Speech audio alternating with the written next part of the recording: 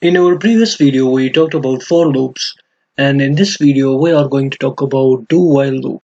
So, without further delay, let's dive into this.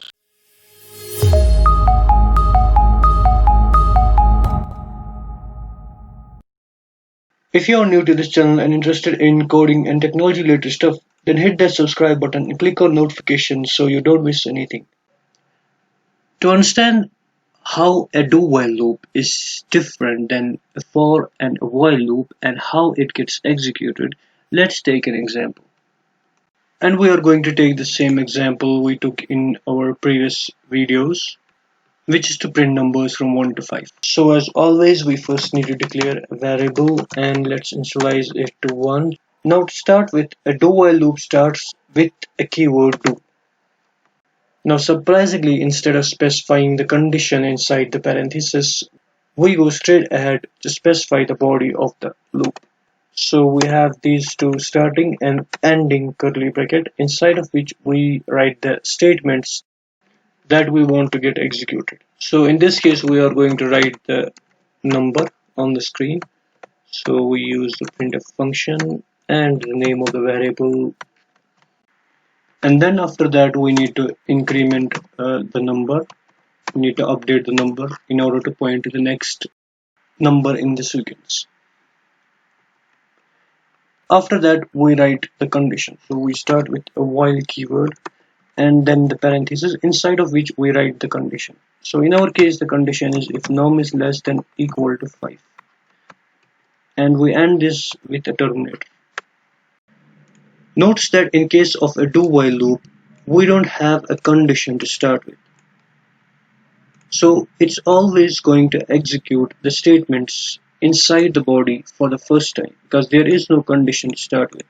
Recall that when we talked about for loop, we have a condition to start with. So depending on that condition, if it is true, then only the control is going to reach inside the body and execute the statements. Similarly, in case of a while loop, we first have a condition, and depending on that condition, if it's true, then only it's going to reach inside the body of the loop and execute the statements. But that's not true in case of a do while loop. We don't have any condition to start with. So for the first time, the control is always going to reach inside the body of the loop and execute the statements. And when it's done executing the statements, then it's going to check the condition.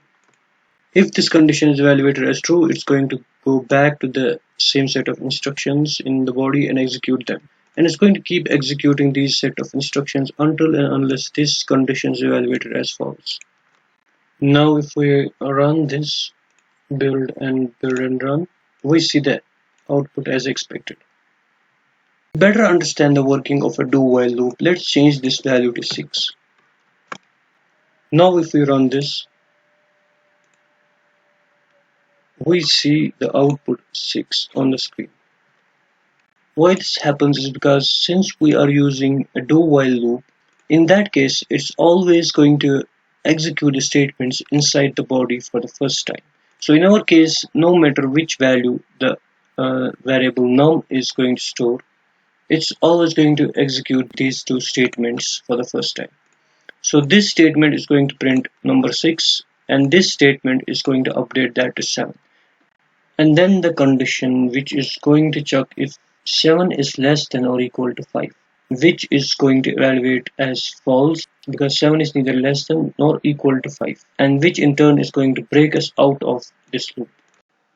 But if we run the same program using a for loop or a while loop, we will see no output. Why? Because if we change this to 6, why? Because in case of a while or a for loop,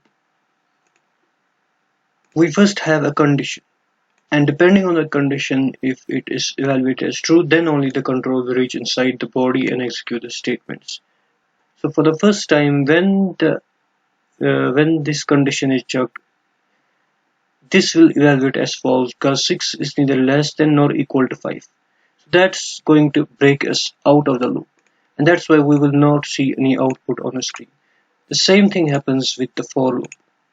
If we change this to 6, for the first time when this runs, it sees that num which stores 6 is neither less than 5 nor is equal to 5. So this is evaluated as false, which in turn is going to break us out of the for loop, and which in turn is not going to print any value on the screen.